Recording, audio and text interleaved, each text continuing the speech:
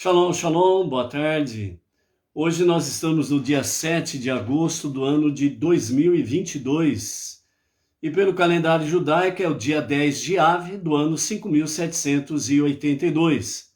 À tarde com a Torá. Hoje nós estamos aqui unidos com o nosso irmão mais velho, o povo judeu, em que até as 18 horas e 11 minutos de hoje estão em jejum devido ao Tisha B'Av, o nono dia de Av, onde as maiores tragédias do povo judeu aconteceu nesta data. Então, nesse fim de semana, nós tivemos aí o encerramento das 3 semanas de luto, e o dia de Tisha B'Av, por ter caído exatamente em Shabat, então o jejum, ele foi iniciado na tarde do sábado de ontem, e vai até as 18 horas e 11 minutos do dia de hoje.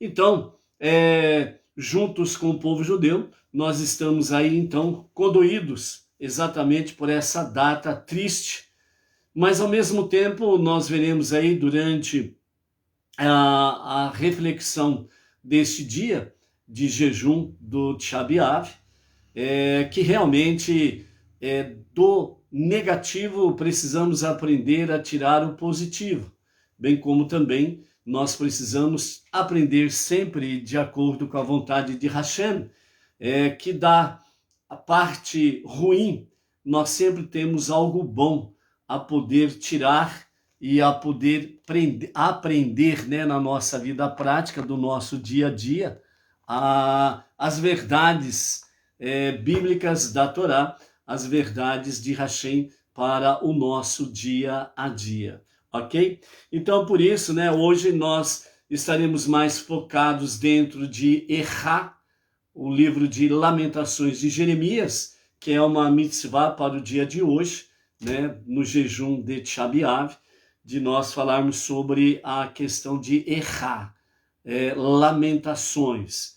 Vamos ter aí diante de nós algumas reflexões pertinentes à referida data, bem como também nós vamos ver aí um recado breve do nosso rabino Yitzhak Ginsburg sobre, dentro da visão da Kabbalah, do dia Tisha B'Av, ok? Então, primeiramente, o nosso shalom vai para a Vilma Maria, lá do Rio de Janeiro, o Kleber Santos, de São Paulo, capital, a Adriane Orrico, lá do Rio de Janeiro também, a Carla Maia, Salvador, Bahia, a Lídice Moresh, de Oliveira, Vitória, Espírito Santo, o Charles Kurtz, né, da Rodoviária Virtual, Cascavel, Paraná, Aparecida Lima Castro, Cotia, Grande São Paulo, temos aí o Otaku Gamer 47, né? Então, Baruch Hashem. O Antônio 613, lá de Cáceres, Mato Grosso. O Wagner Moraes, a Maristela Maciel e o marido Ronaldo, melhor dizendo, da cidade Raul Soares, né? Que é exatamente de Minas Gerais. O Toninho Medeiros e a esposa Cássia Toninho Medeiros, da cidade Cássia dos Coqueiros, né? Interior de São Paulo. A Cláudia Alice Camargo Ribas, de Porto Alegre, Rio Grande do Sul. O Edgar Moura, Rio de Janeiro. E hoje nós temos 2 aniversariantes, né? O Francisco Antônio Rocha, de Maracanaú, no Ceará, e o Aloísio Abidam de Souza, Rio de Janeiro. Então, aos nossos amados, né, aniversariantes, Mazal Tov, né, que venha a bênção do Eterno sobre vós, com muita proteção, saúde, sucesso, e também juntamente com as bênçãos divinas, juntamente com os vossos familiares. Então, ao Francisco Antônio Rocha, lá de Maracanaú, Ceará, e o Aloísio Abidam de Souza, Rio de Janeiro, aos nossos amados aí, um Mazal Tov, com todas as sortes de bênçãos da parte do Eterno para as vossas vidas, e que rapidamente Hashem responda às vossas preces para o vosso bem-estar e o vosso shalom. Ok, é isso daí.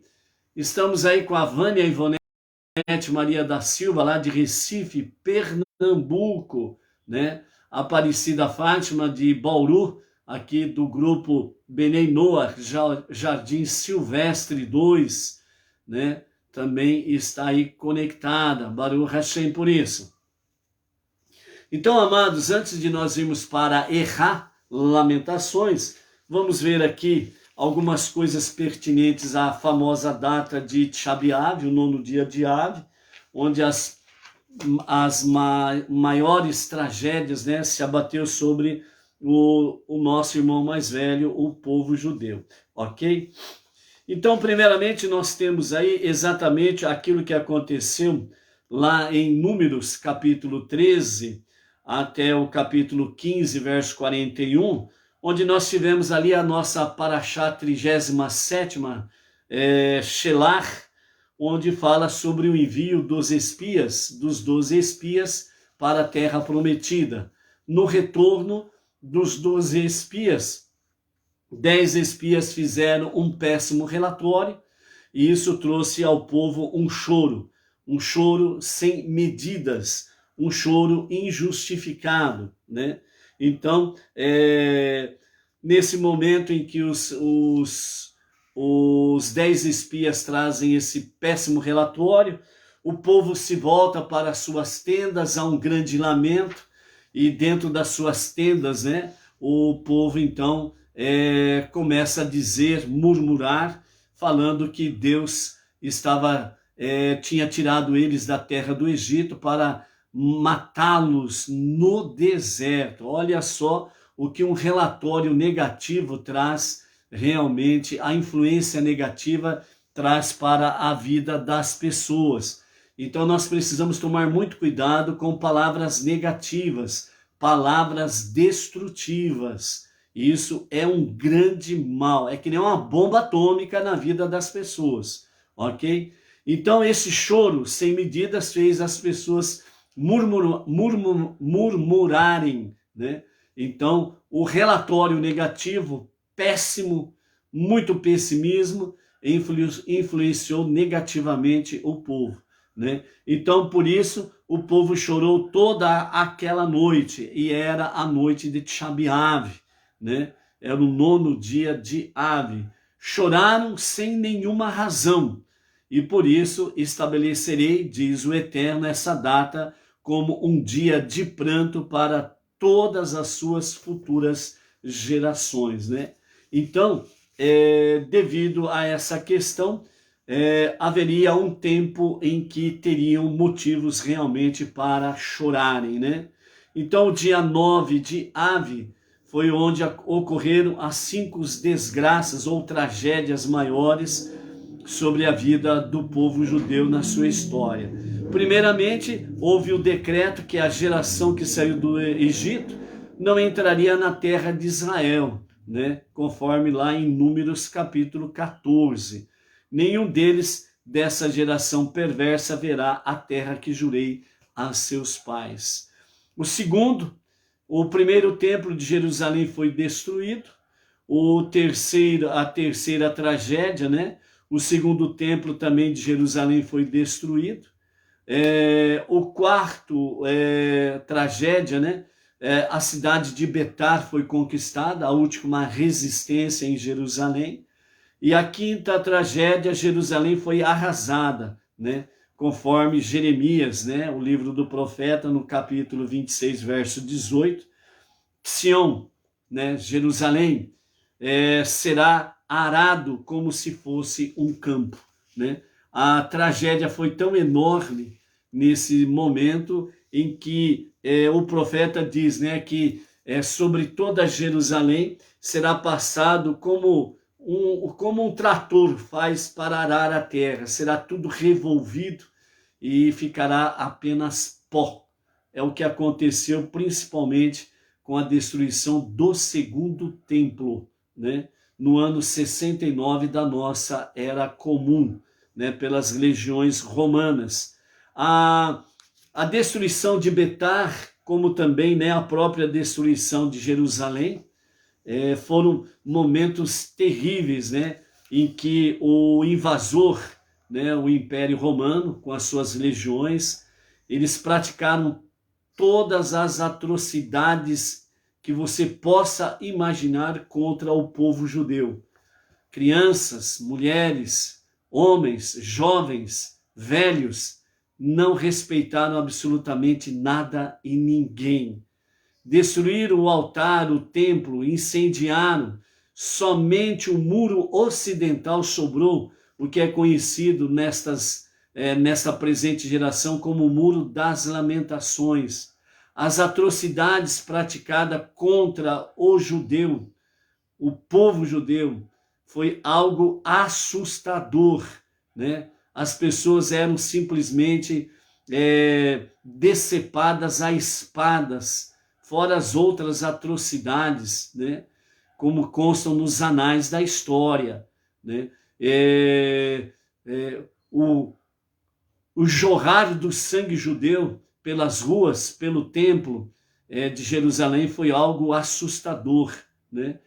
Que chegou nos arteiros dos cavalos, né?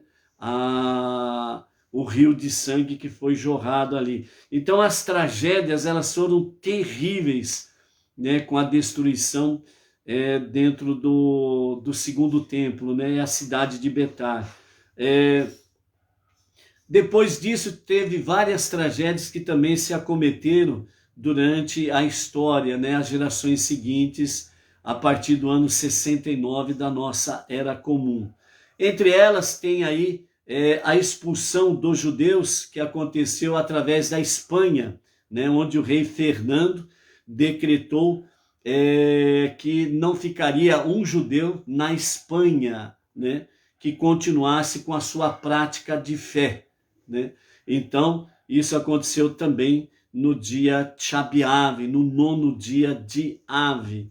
Nesse sentido, Abravanel, um sábio da época, disse: e naquele dia todas as hostes de Deus partiram da Espanha, deixando os indefesos judeus expostos ao cativeiro, ao assassinato, ao saque, às ondas do mar e aos animais selvagens que andam sobre duas patas.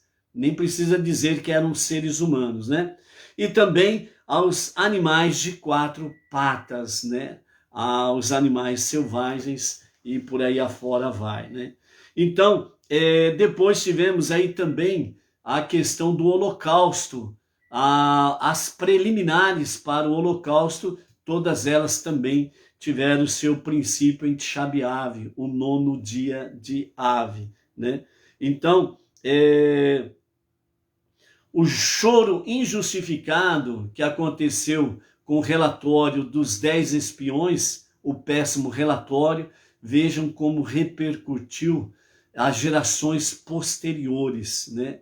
Então, por isso, nós precisamos, né, a lição que nós precisamos aprender, nós precisamos tomar muito cuidado com palavras negativas e palavras destruidoras. Isso pode repercutir em gerações futuras.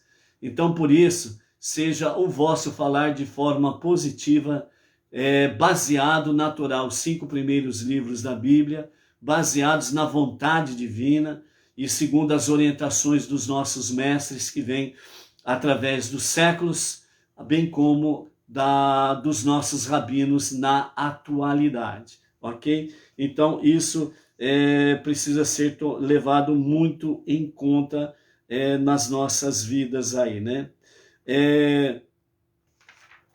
Outras coisas que nós podemos aqui estar vendo dentro desse aspecto aqui, né? Conta-se certa vez que Napoleão passou pela entrada de uma sinagoga em Paris. Justamente foi no dia de Tchá B'Av, o 9º dia de Ave. Admirado ao ver os judeus sentados no chão, chorando e recitando cânticos da lamentação pela destruição dos santuários e a perda da terra prometida, como se fossem acontecimentos tão recentes. Então, ele declarou: eu juro que esse povo terá um futuro próspero na própria terra, onde se vê algum outro povo no mundo que tenha guardado luto por quase 2000 anos, sem nunca perder a esperança? Então vejam bem esse relatório, né, de Napoleão, consta na biografia de Napoleão. Então, nos dias de Napoleão, ele viu isso. O que estava acontecendo naquela sinagoga, o povo judeu ali reunido, sentado no chão, se lamentando e chorando, que era o dia de Tisha B'Av, o 9º dia de Av. Por que esse povo está assim? Quando ele foi notificado, o motivo, né, que o povo judeu ali estava em Paris, na sua sinagoga, reunidos nessa finalidade, lamentando, chorando, o dia de Tisha B'Av, o 9º dia de Av. Então, Napoleão se expressou desta forma, repetindo: eu juro que esse povo terá um futuro próspero na sua própria terra. Então vejam a visão de Napoleão naqueles dias. E em seguida ele diz: onde se vê algum outro povo no mundo que tenha guardado um luto por quase 2000 anos, sem nunca perder a esperança? Então nós temos aí um relato na própria história, né, no caso específico aqui de Napoleão, né, falando esta realidade, a visão exata, né, que Napoleão teve com referência ao futuro do povo judeu, entendeu? Então, amados, né, é algo surpreendente de nós podermos ver isso daí, né? O próprio Napoleão, ele vendo, né, tendo uma visão de Deus, por assim dizer, sobre o futuro do povo judeu. E o que você vê hoje em Israel, por exemplo, ainda não é o que deve ser, mas você já tem um espelho de como será a realidade, né, do povo judeu quando Mashiach se revelar para a redenção final, ok? Então, por enquanto, só um pequeno, né, um pequeno exemplo, por assim dizer, sobre este aspecto aqui, ok? Por que os templos foram destruídos, né? Que é a maior tragédia, é exatamente esta, né? Sobre a questão da destruição dos 2 templos. Então, segundo o Talmud, Iomá 9b, a destruição do primeiro templo se deu por causa de 3 pecados que o povo cometeu naquela época, na destruição do primeiro templo, que foi exatamente o quê? Idolatria, relações sexuais proibitivas e terceiro, assassinato. Isso falando entre o próprio povo judeu. Não está falando fora, os não-judeus. Está falando dentro do próprio povo judeu. Ok? Então, nós estamos no 5º livro da Torá, para finalizarmos o ciclo 5.782 dos estudos de Torá. Nós vamos ver aqui dentro do livro de Devarim, a Deuteronômio, essa realidade, né? Moshe trazendo a memória daquela nova geração que vai entrar na Terra Prometida. Vocês, povo judeu, vós sereis luz para as nações. Então, qualquer outra pessoa que se apresente por aí como luz para as nações, pode sair fora dele que é fake news. Não tem nada a ver com a verdade bíblica. Então, a realidade, o povo judeu, luz para as nações. O povo judeu, um exemplo de sabedoria e temor aos céus, temor a Deus. Então, o povo judeu é para ser o exemplo. E quando eles quebram isto, então Deus pune com rigor para mostrar a realidade. Aquele que deveria ser o exemplo, então primeiramente é dele que é cobrado com rigor o romper realmente os mandamentos e a própria rebelião nesse sentido. Porém, Deus nunca abandonou o povo judeu. Deus nunca substituiu o povo judeu por outro povo. Deus nunca substituiu a sua noiva original, o povo judeu, por uma outra noiva, como existe aí uma teologia chamada teologia da substituição, em que Deus despreza Israel, o povo judeu, e nomeia um novo povo para ser a sua noiva. Essa teologia da substituição, ela é maligna, ela é perversa, porque ela viola o próprio Deus. Deus não é homem para que minta. Deus não é filho do homem que se materializa em forma humana para ser chamado filho do homem, para ser considerado um Deus, um filho do homem Deus, um bebê Deus, um menino Deus, aquelas coisas todas que estão dentro da teologia da substituição. É fake news, é mentira, é falácia. Deus não é homem e nem filho do homem para que minta, ok? Qualquer outra pessoa que se apresentou por aí dentro desse aspecto é falácia, é mentira, ponto final. Então Deus, ele nunca substituiu, não substituirá o povo judeu como a menina dos seus olhos, a sua noiva original, ok? Essa é uma questão. Então, exatamente por isso, né, Deus realmente, ele mostra o seu rigor, a sua severidade, certo? O seu lado esquerdo, o seu trono à esquerda, de juízo e severidade. Porque é para ser o exemplo para as nações. Entendeu? É dentro desse aspecto aí. Então vejam bem, a destruição do primeiro templo aconteceu exatamente por causa desses três pecados. A idolatria, as relações sexuais proibitivas e assassinato entre o próprio povo. Então, esse é o motivo da destruição do primeiro templo. Então, em toda a terra de Israel, o povo judeu colocou ídolos e começaram a adorar e a venerar ídolos em toda a terra de Israel. Com isto veio exatamente o que veio as demais corrupções. Então o próprio Beit Din, né, ou Sanhedrin, que é exatamente a casa da justiça, ela também se corrompeu na sua justiça. E aí então entrou a questão do assassinato. As pessoas matavam um ao outro, o mais forte prevalecia. As relações proibitivas foi outra sequência da idolatria. Não se respeitava mais o matrimônio, não se respeitava mais nada e ninguém. Então as relações sexuais proibitivas começaram a acontecer em larga escala.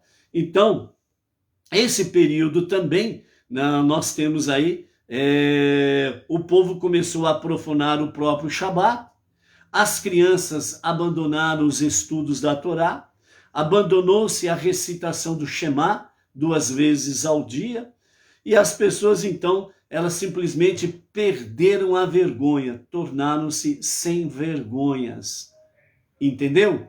Então é aquela questão, um abismo chama outro abismo, um pecado chama outro pecado, e essa questão toda foi o que envolveu a destruição do primeiro templo. O segundo templo foi destruído devido ao ódio injustificado entre as pessoas, entre o próprio povo judeu. A falta de admoestações de uns sobre os outros, o desprezo pelos eruditos, pelos sábios, a indiferença entre o grande e o pequeno, né? Tanto no aspecto social, moral, ético, né? Então houve a indiferença entre pequenos e grandes. A carência de homens de fé sólida era muito raro, e por se fazer uso de uma interpretação rigorosa demais da lei da Torá nos julgamentos, rejeitando acordos e concessões entre as partes. Então a própria justiça se corrompeu, ok? Então esses foram os motivos, né, da destruição do segundo templo, né? De forma resumidamente, todos esses motivos estavam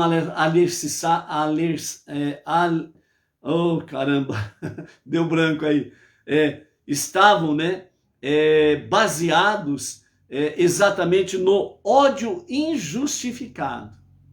Então, esse ódio injustificado moveu todas estas ações nesse sentido aqui. Então, esse foi o motivo da destruição do segundo templo. Automaticamente, o que se quebrou aqui nos dois aspectos da destruição dos dois templos. Levítico, capítulo 19 e verso 18. Amarás o teu próximo como a ti mesmo. Esse, como diz, né, o Rabi Akiva, né, este mandamento é toda a Torá, o resto é comentário. Ou seja, a base de toda a Torá é Levítico, capítulo 19, verso 18. Amarás o teu próximo como você ama a si mesmo. Ponto final. Então, basicamente, este mandamento foi o que faltou na destruição dos dois templos. E aí, a idolatria, relações sexuais proibitivas, o assassinato, o ódio injustificado, com as suas ramificações, foi o que causou a destruição dos dois templos, ok? Então, por isso, realmente, o choro injustificado naquele dia, depois do relatório dos 10 espiões, foi realmente o que causou essa grande destruição, tragédias no próprio meio do povo judeu e que faz parte da sua história, ok? Tudo isso serve para a nossa reflexão. A nossa reflexão traz para... esses fatos trazem para nós exatamente o quê?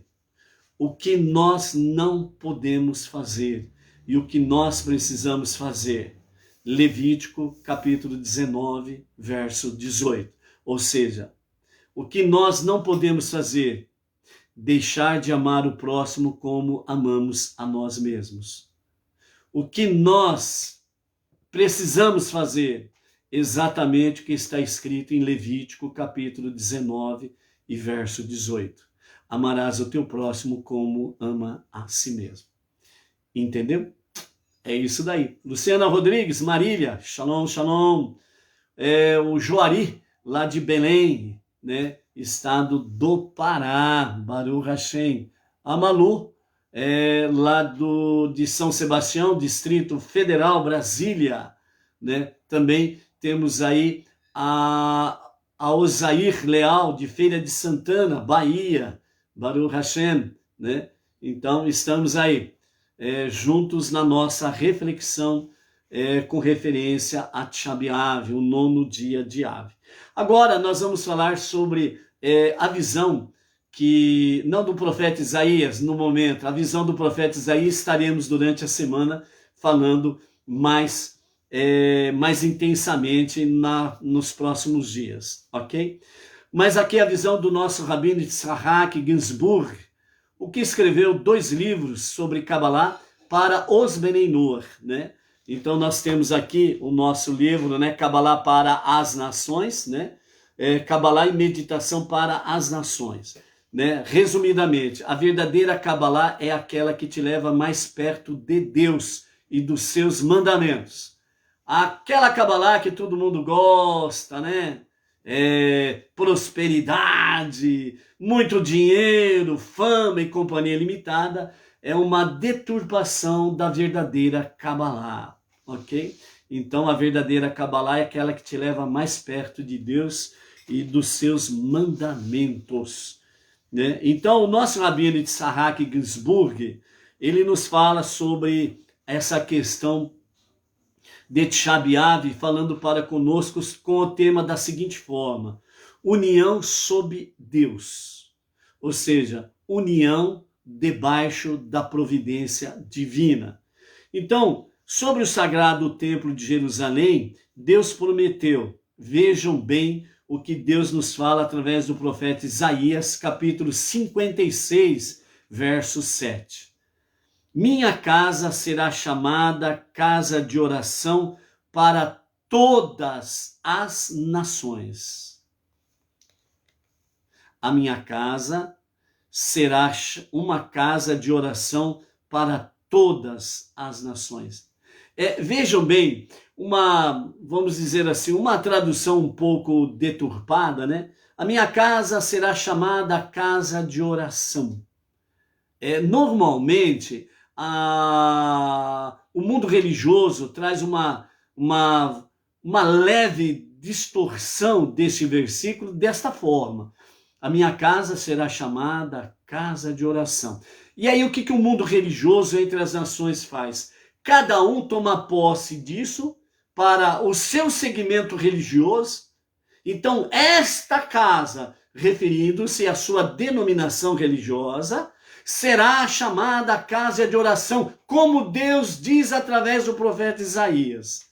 Então, usam meias verdades, colocam meias mentiras para dar legalidade ao seu segmento religioso. Mas não é isto que está escrito. O que está escrito é Isaías 56, verso 7. Né? Deus prometeu, minha casa será uma casa de oração para todas as nações. O que significa isso? A minha casa, primeiramente, que casa?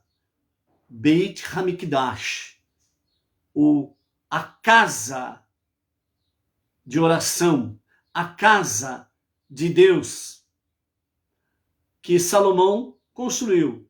O primeiro foi destruído, o segundo foi destruído, o terceiro templo será construído na redenção final nos dias de Mashiach, e essa terceira construção, o terceiro templo, ele será permanente, ele será eterno.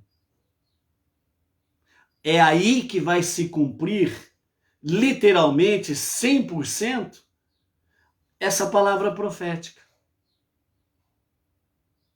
Através das gerações, o grande templo em Jerusalém, até a sua destruição no ano 69 da nossa era comum, ele sempre foi, o objetivo de Deus sempre foi esse, para que ali, o templo em Jerusalém seja a casa de oração para todas as nações. Mas as nações se corromperam, assim como o próprio povo judeu se corrompeu naquele tempo. Então, literalmente, 100%, plenamente, não se cumpriu ainda essa palavra profética. Por quê? Porque ela se concretizará nos dias de Mashiach. Quando Mashiach construirá o terceiro templo e definitivo.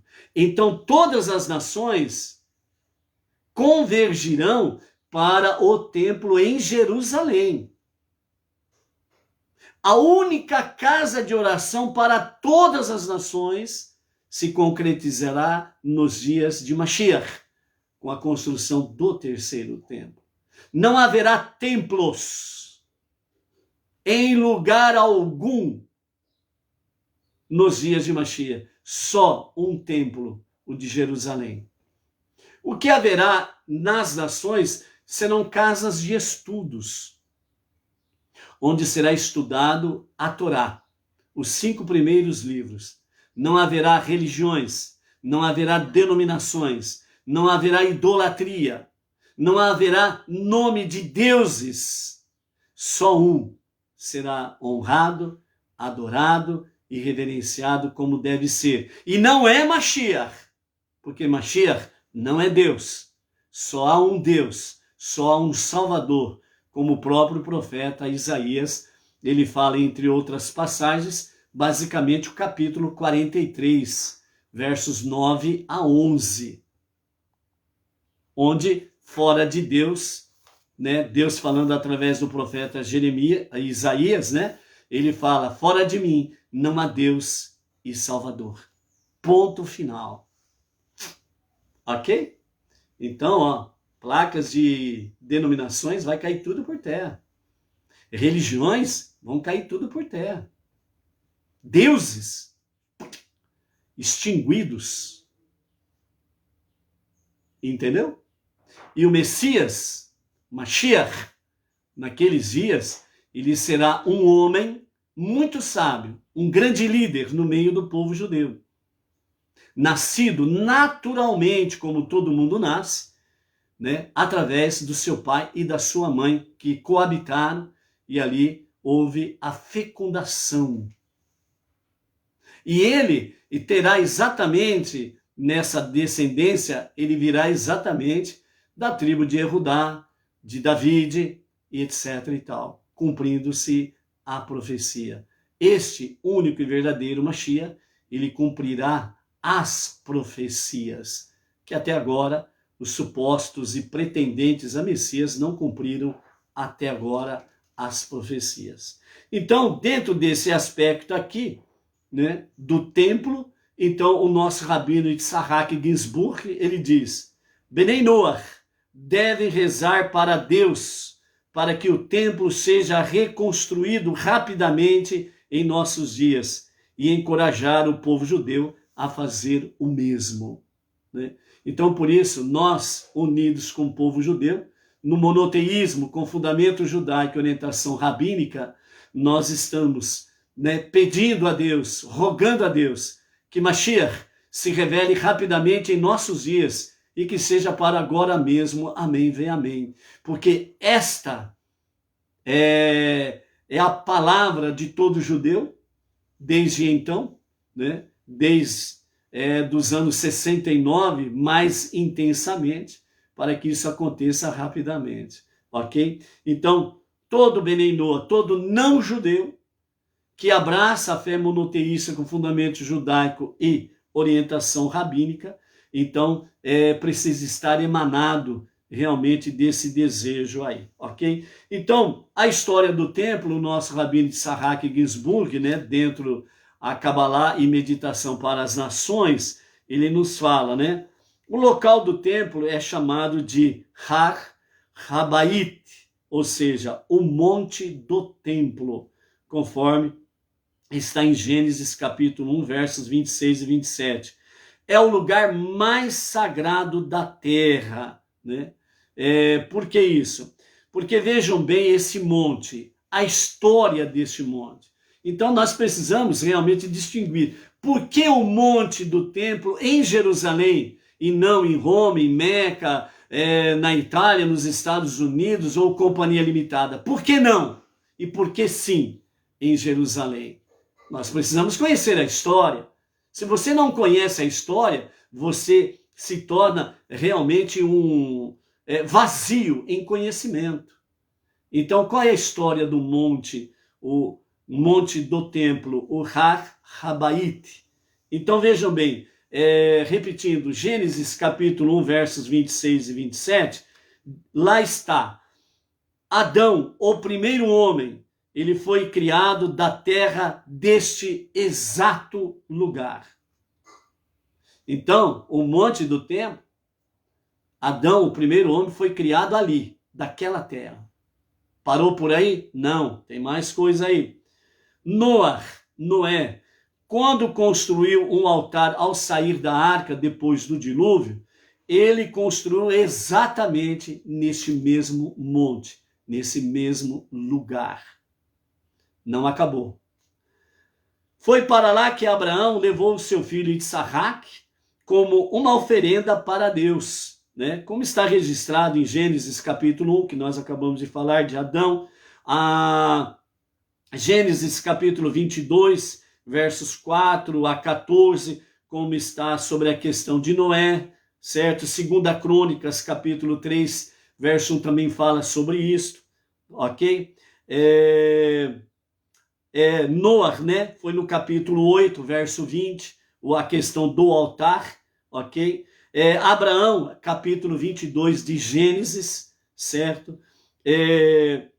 Temos também aí, nesse lugar, Rabaite, o Monte do Templo, foi o local em que Jacó, ele teve o seu sonho, que viu uma escada que ia da terra até o topo do céu. Gênesis capítulo 28, versos 12 a 22, certo?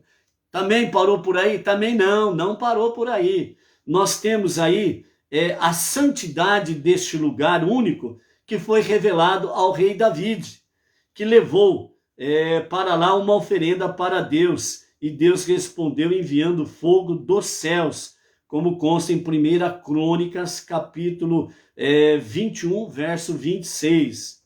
O rei Davi, então, comprou aquele lugar exatamente dos jebusitas, né? E desde então, o Monte do Templo tornou-se uma posse eterna para o povo judeu. Baruch Adonai Eloheinu melech haolam she'achoni abed divrou. Certo? Parou por aí? Não. A história do Har Habait, o Monte do Templo, ela está conectada com toda a história da humanidade, do universo. Sem este monte, não existiria absolutamente nada. Continuaria no zero absoluto, só Deus existindo. Entendeu? Monoteísmo com fundamento judaico, você conhece melhor a Deus, e não superficialmente. Você conhece a verdade, não superficialmente, mas intimamente. Entendeu? Vamos em frente, porque não parou a história, né? Então vejam bem, com tudo isso nós temos aí, de fato, o Monte do Templo como uma posse eterna do povo judeu. Então, portanto, o Monte do Templo, ele voltará plenamente na posse do povo judeu. Atualmente, não. Só o Muro das Lamentações que continua ali na posse do povo judeu. Mas o Monte do Templo está na posse de mãos erradas, mas ela voltará plenamente na posse do povo judeu. Olha o que a dona Edna arrumou. Baruch Adonai Eloheinu melech haolam she'achoni abed divrou. Um cafezinho. Saúde para vocês.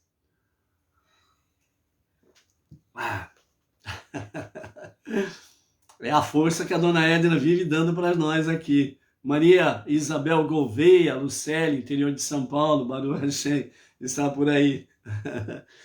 Continuando, o livro do profeta Samuel, o segundo livro do profeta Samuel, capítulo 24, 16 a 25, o segundo livro de Crônicas, no capítulo 21, versículos 15 a 30, e no capítulo 22, verso 1 a 19, confirma exatamente essa questão da santidade do monte revelada a David, e David comprando, né, o rei David comprando, né, exatamente dos jebusitas, um monte do templo, definitivamente fazendo parte do povo judeu, da história do povo judeu, e eternamente posse do povo judeu. Além da bênção divina, além da herança divina, além da compra de forma juridicamente aprovada, legal, está confirmado uma posse eterna do povo judeu. E observem a história, ok? Depois, tanto da destruição do primeiro e do segundo templo, onde aconteceu o primeiro exílio babilônico, com a primeira destruição, o segundo grande exílio, a grande diáspora, a partir da destruição do segundo templo, em nenhuma das oportunidades, nenhuma nação fincou bandeira ali na terra de Jerusalém e disse, a partir de agora, esta terra é posse de tal nação. Nunca fizeram isso. Nunca aconteceu isso. Entendeu? ela continuou como do povo judeu. Tanto é que depois, né, no dia 14 de maio de 1948, a ONU restituiu ao povo judeu o seu território, a sua terra, em menor proporção dos seus limites, mas retornará nos seus limites normais nos dias de Mashiach, ok?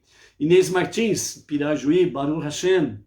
Continuando aqui, no ano de 832 antes da Era Comum, o rei Salomão construiu ali o primeiro templo para ser uma casa para servir a Deus, aplicar as leis divinas e rezar. Então Salomão, ele declarou o seguinte, abre aspas para o rei Salomão: toda oração e toda súplica que qualquer homem de todo o teu povo Israel fizer, conhecendo cada um a chaga de seu coração e estendendo as suas mãos para esta casa, também, vejam bem, primeiramente Salomão fala sobre o povo judeu. Então todo judeu, aonde ele estiver, estendendo, virando-se para Jerusalém, em direção ao templo, ele fazendo e estendendo as suas mãos para este lugar, disse Salomão, quer dizer, o templo em Jerusalém, não em outro lugar, ok? Então, as suas preces sendo dirigidas para lá. Na sequência, Salomão diz assim, também ao estrangeiro, ao não judeu, que não for do teu povo, mas vier de terras remotas, por amor ao teu nome, mesmo não judeus que amam o Deus dos judeus, mesmo não judeu que ama o Deus de Israel, o único Criador, o único Salvador, e vier a este lugar, Jerusalém, e rezar voltado para esta casa, ou seja, né, aonde ele estiver, ele reconhecendo como Jerusalém, o templo de Jerusalém, como um local que se deve dirigir as suas preces, para esta casa, ouve, pois, tu nos céus e sede, ouve tu nos céus a sede de tua habitação e faz conforme tudo que o estrangeiro clamar a ti. Está vendo? Salomão está dizendo para todo não judeu, não para ir atrás dos seus deuses pagãos das suas nações, mas o rei Salomão está dizendo para todo não judeu, para o estrangeiro, para que ele, por amor a Deus, o único Deus, o Deus dos judeus, o Deus de Israel, para ele voltar as suas preces para este Deus. E ele diz, tu, que tem a tua sede nos céus, quer dizer, Deus está além do nosso universo, a sede do seu trono, a sede da sua majestade, significando que ele é o único soberano, ele é o único todo-poderoso, entendeu? É nesse sentido aí. Então, faz conforme tudo que o estrangeiro clamar a ti. Então, os não-judeus, aqui o rabino Yitzhak Ginsburg está nos chamando a atenção, como Benenor, que Deus está atento à sua prece, se você seguir este requisito. O monoteísmo com fundamento judaico e orientação rabínica. Como disse Salomão aqui, já já vamos falar qual é a referência bíblica para isso, não é nada à toa não. Há uma referência bíblica para isso, uma base bíblica. Não é nada à toa, não é meias verdades com meias mentiras, não. É a verdade. No hebraico diz emet, emet, verdade. E não tem mistura. Então Salomão está dizendo isto. Todo estrangeiro, todo não judeu, que reconhece o Deus de Israel, reconhece o Deus dos judeus como o único Deus, único Criador, único Salvador, e ele, por amor a este Deus, não está falando de você se converter ao judaísmo, entendeu? Por amor a Deus, não está falando para você se converter ao judaísmo, mudar para Israel, vestir os trajes de um judeu, se fantasiar de judeu. Está falando de amor, amor para com este Deus.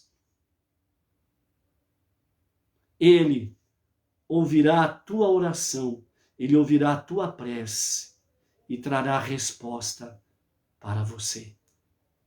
Todo estrangeiro, todo não judeu, todo Benei Noach, que ama este único Deus. Referência bíblica. Primeiro livro de Reis, capítulo 8, verso 38 ao verso 43. Aqui também, mais uma vez, cai por terra toda a idolatria. Só há um Deus. Então, esta casa é o lugar que Deus escolheu para a sua divina providência repousar e se manifestar. Pois Deus escolheu Sião, que é uma das expressões com referência a Jerusalém. Desejou-a para a sua habitação, o templo em Jerusalém. Onde está isto? Salmo 132 e o verso 13. Você encontra isto lá. Então, agora mais um dado histórico. O templo que rei Salomão construiu durou 410 anos até ser destruído pelos babilônicos. Mesmo durante os 70 anos do exílio babilônico, o povo judeu manteve sua fé e devoção ao lugar Har-Habait, que é o monte do templo, não se deixaram de se conectar nesse sentido, voltando-se para Jerusalém e dirigindo as suas preces para Jerusalém. Assim como está escrito no Salmo 137, verso 5.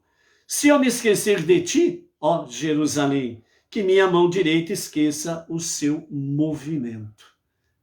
Então, por isso, mais uma vez, o Salmo 137, verso 5, fala exatamente que o judeu não se esquece de Jerusalém. Ok? Com o fim do exílio de 70 anos decretado por Deus, o povo judeu voltou para a terra de Israel e para Jerusalém e construiu o templo pela segunda vez. Cerca de 200 anos depois da construção do segundo templo, a terra de Israel foi conquistada pelos gregos, eles dominaram o templo e os sacerdotes que serviam ali, eles profanaram o Santo dos Santos, o Kadosh HaKadoshim, a câmara mais sagrada do templo, colocaram um ídolo no pátio da casa de Deus. A tentativa dos conquistadores de impedir a observância das leis da Torá e dos serviços no templo abalou imensamente o povo de Israel nesta dominação nesse período, da dominação dos gregos, Então, o povo, foi libertado pela liderança, do sumo sacerdote Matitiarro, com o seu filho Yehudá, conhecidos como o Macabeu, e a família dos Hasmoneus comandou então uma rebelião contra o Império Helenístico. A vitória dos Hasmoneus sobre os gregos e o milagre que aconteceu naquela época, quando a menorá, candelabro de 7 braços, permaneceu acesa por 8 dias, apenas um jarro de azeite de oliva puro, com o selo do Kohen Gadol, que foi encontrado, serviria para ficar aceso apenas um dia, e ficou aceso por 8 dias. Então, aí surgiu a festividade de Hanukkah, a celebração das luzes, E algumas centenas de anos depois, a terra foi novamente conquistada, agora pelos romanos, e então, dessa forma, o governo romano opressivo provocou uma rebelião nacional. Nesta época, né, a rebelião falhou, os romanos destruíram o segundo templo, colocando um fim ao coração pulsante do serviço a Deus. Com a destruição do templo, né, há cerca de mais de 2000 anos atrás, o povo judeu foi mais uma vez exilado da terra de Israel e disperso entre as nações, né? Então, dessa forma aí, é a chamada diáspora, o grande exílio que perdura até os dias de hoje, ok? Então, a Terra Santa mudou de mãos várias vezes e ainda assim, ao longo das gerações, um pequeno número de judeus sempre conseguiu manter sua presença ali. Nunca houve 100% ausência de judeus em Jerusalém. Então, os dias que ambos os templos foram destruídos, foi o dia 9 do mês hebraico Av, e foi marcado por um dia especial de luto. Até hoje, os judeus do mundo inteiro lembram o dia da destruição dos dois templos, jejuando por 24 horas. É o que eles estão fazendo desde a tarde de ontem até as 18 horas e 11 minutos de hoje. Então, dessa forma, né, o choro é recitado no livro de Lamentações, chamado Errá, o poema de luto, né, do profeta Jeremias sobre a destruição dos templos, que contém as seguintes declarações, no capítulo 5, versos 1 a 2 e versos 16 a 18, e o verso 21 encerra a seguinte expressão do poema, né, de luto e lamentação de Jeremias, que diz assim, abre aspas, lembra o que aconteceu, ó Eterno, contempla e vê nossa desgraça. Nossa herança foi entregue a estrangeiros e a gentios a nossa casa. Caiu a coroa de nossa cabeça. Ai de nós, porque pecamos. Por isso, desfalece nosso coração e se turvam os nossos olhos. Pela montanha de Sião, que está assolada, andam as raposas. Nem precisa explicar quem são as raposas, né? Então, o profundo lamento termina com uma prece de esperança, que é o capítulo 5, verso 21, que diz assim, faze-nos retornar a ti, para que nós retornemos. Restaura nossos dias, como já foram outrora. Essa é a prece final das Lamentações de Jeremias, numa viva esperança, né? Como disse lá Napoleão, certamente eles retornarão à glória do seu passado, né? Napoleão teve esta visão. Começou a se concretizar no dia 14 de maio de 1948.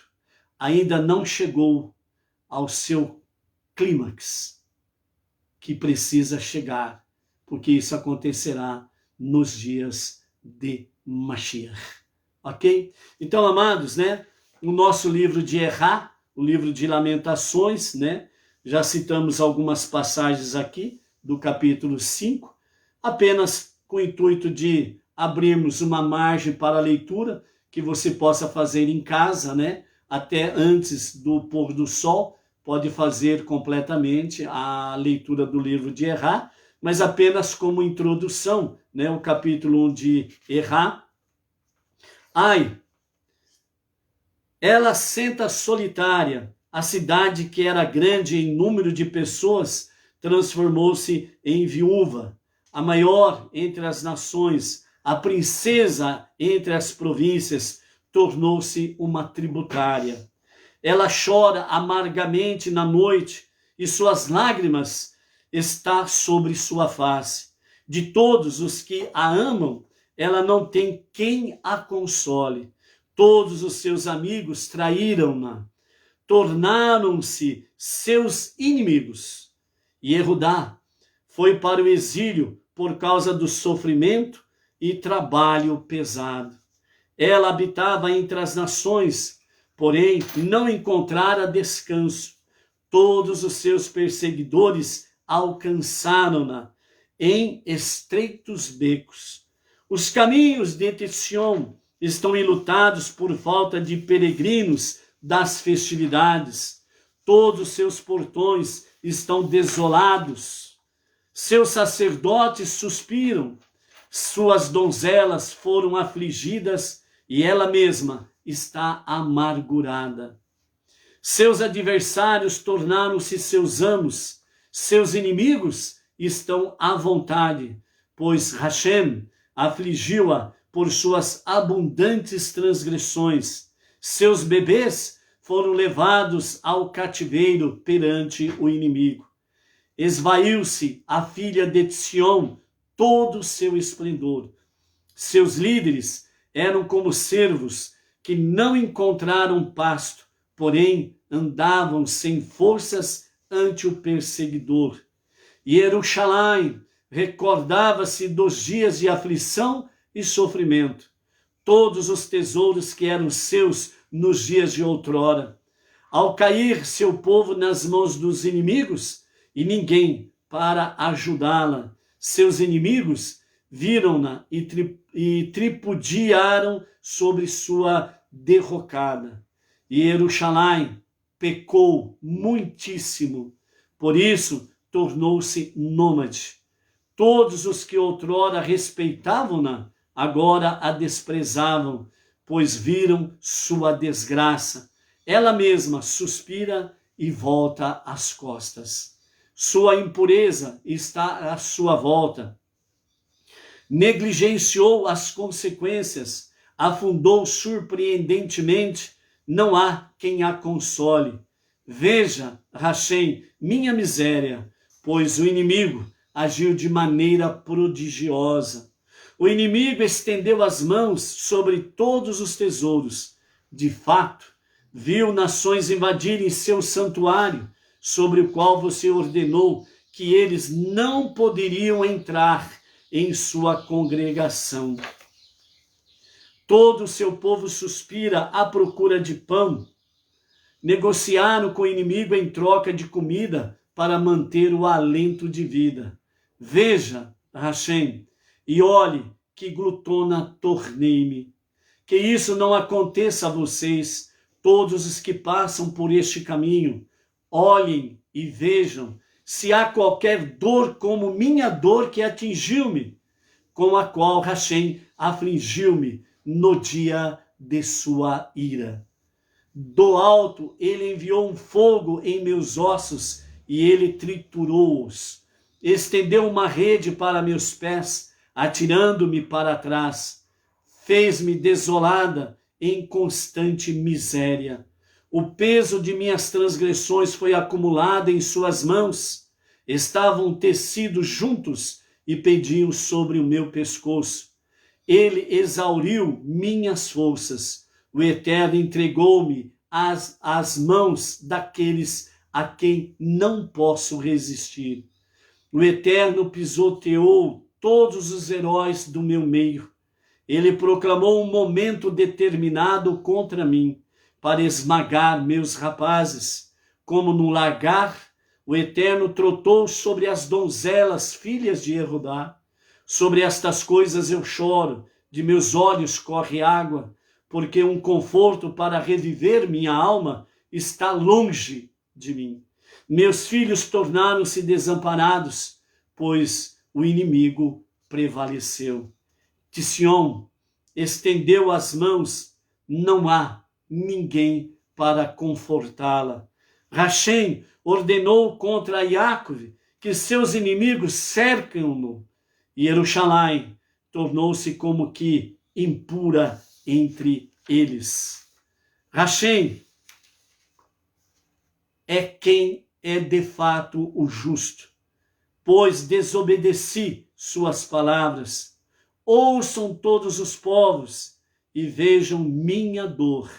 Minhas donzelas e meus jovens foram levados ao cativeiro. Chamei pelos que me amam, porém enganaram-me. Meus sacerdotes e anciãos pereceram na cidade quando procuravam alimentos para manterem-se vivos.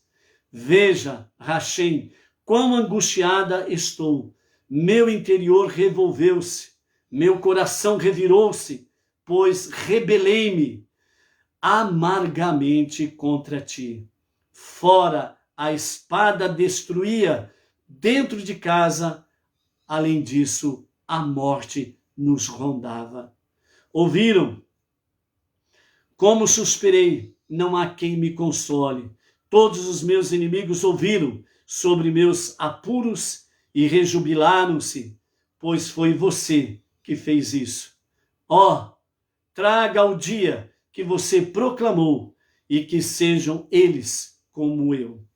Que toda a sua perversidade venha perante você e aflija-os como você afligiu-me por todas as minhas transgressões, pois são muitos meus gemidos e meu coração está doente.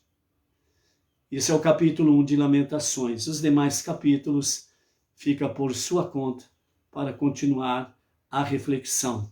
Para finalizarmos, capítulo 5 e verso 21 de Lamentações. O lamento com uma esperança que diz: faze-nos retornar a ti, para que nós retornemos. Restaura nossos dias como já foram outrora. Por isso, sim, orai pela paz de Jerusalém. Não restam dúvidas. Então, por isso, amados, que seja de fato cada vez mais as nossas reflexões, para que mais e mais possamos estar mais perto de Deus. Ok? Amanhã, com a graça bendita de Rachem, estaremos retornando para a nossa semana, onde nós estaremos adentrando Nahamu, consolai meu povo. Dentro da visão do profeta Isaías, a visão do terceiro templo, a visão realmente de estarmos sendo o povo judeu primeiramente e seguindo o exemplo dele, sendo restaurados cada vez mais ao terceiro templo e aos dias de Mashiach. Shalom, shalom. Até amanhã.